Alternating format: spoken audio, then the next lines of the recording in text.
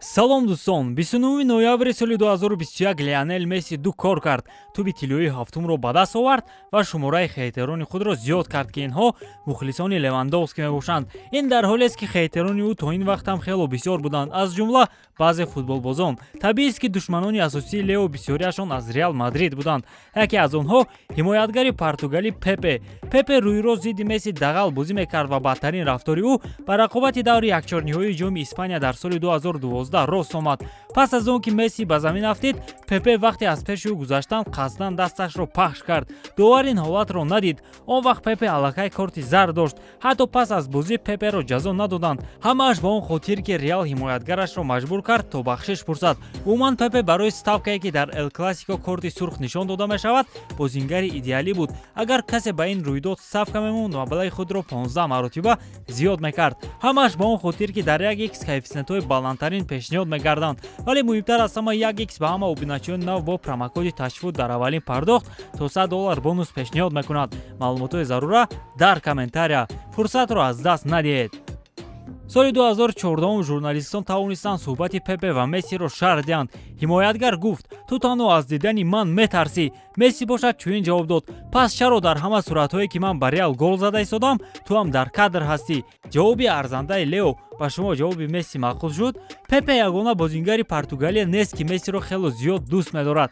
Фабио Коэнтрау дар 7 соли ҳунарнамоии худ дар Реал он қадар лаҳзаҳои хотирмон надорад, вале мухлисони Барса аниқ ин рафтори ӯро нисбати Месси дар ёд доранд. дар яке аз ҳолатҳо ҳарду ба замин афтиданд. вақте онҳо аз ҷо мехестанд, Фабио аввал Мессиро оғӯш кард, вале баъдан мӯйҳояшро дошта тела кард. чунон ба назар мерасид ки Месси каме воима кард, вале рафтори Коэнтрау ноҷавонмардона буд. боз як бозингари Реал ки ҳамеша зидди Месси дағал бозӣ мекард, ин ҳамдастаи ҳозираи ӯ Серхио Рамос аст. дар ҳоле ки Рамос айни ҳол Мессиро яке аз беҳтарин футболбозон мешуморад, вале қаблан дар майдон ӯ нисбати Лео таъмуман меҳрубонӣ намекард. падкатҳои дағал, зарба аз пушт, боз падкатҳои дағал. рақобати Месси ва Рамос бештари вақт бо қоидавайронкунӣ анҷом меёфт.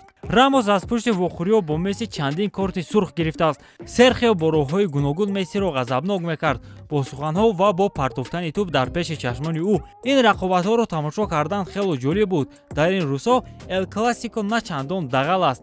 дигар испаниҳо ҳам аз ҳайати Реал Мессиро ғам медоданд. дар ҷоми Испанияи соли 2013 Хаби Алонсо ва Арбело Мессиро чунон ғазабӣ карданд ки пас аз бозӣ Лео худро дошта натавонист ва дар истгоҳи мошинҳо назди Арбело омад вақте ӯ бо зану кӯдаконаш ба мошинаш менишаст.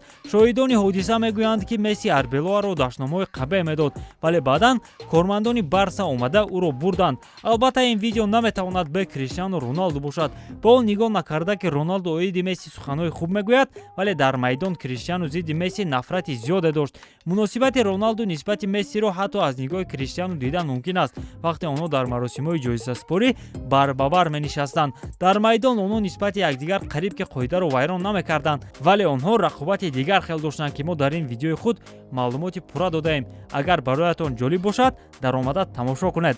дар Испаниёл ҳам хейтерони Месси кам набуданд. аз ин чиз роҳи гурез нест, зеро ин дербии Каталония аст. дар бозии ҷоми Испанияи соли 2016 дарвозабони Испаниёл Паул Лопес пои Мессиро пахш кард. аз ин чиз Месси сахт ғазабнок шуд ва қариб буд бо Лопес баҳс кунад. Суарес тавонист Мессиро ором созад. ҳамдастаи Лопес Альваро Гонсалес бошад, Мессиро бо баҳс ғазабнок мекард. дар яке аз ҳолатҳо Альваро ба Месси гуфт: ту дар ҳақиқат хурдакак будаӣ. ба ӯ Лео чунин ҷавоб дод: ту дар ҳақиқат футболбози даҳшатнок ҳастӣ.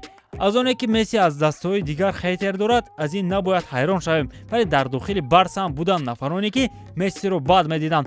Тьерри Анри, Александр Глеб ва Силвиньо оиди Месси чандин суханҳои бад гуфтанд. ҳамааш ба он хотир ки Мессиро бисёри бад таъриф мекарданд. ҳар он чизе ки ӯ мегуфт иҷро мекарданд ва ин дар ҳолест ки ӯ аз дигарон камтар меҳнат мекардааст. ин бозингаронро фаҳмидан мумкин аст. аз пушти вобастагии зиёд ба Месси бисёре аз бозингарон ва сармураббиҳо Барселонаро тарк карданд. Златан Ибрагимович ҳам яке аз хейтерони Месси аст. ба он нигоҳ накарда ки Ибра Мессиро беҳтарин футболбоз дар олам мешуморад, вале нисбати ӯ ғаразҳои шахсӣ дорад. намезад. Ҳамаш ба он хотир ки вақте Златан ба Барса омад, ӯ дар маркази хати ҳамла бозӣ мекард ва бисёр гол мезад. Ин ба Месси маъқул набуд ва баъдан Гвардиола бо хоҳиши Лео аз Ибрагимович халос шуд. Дар мунтахаби Аргентина Мессиро баъзеҳо бад мебинанд. Яке аз онҳо Мауро Икарди. маҳз аз пушти Месси ӯро ба ҳайати мунтахаб даъват намекунанд.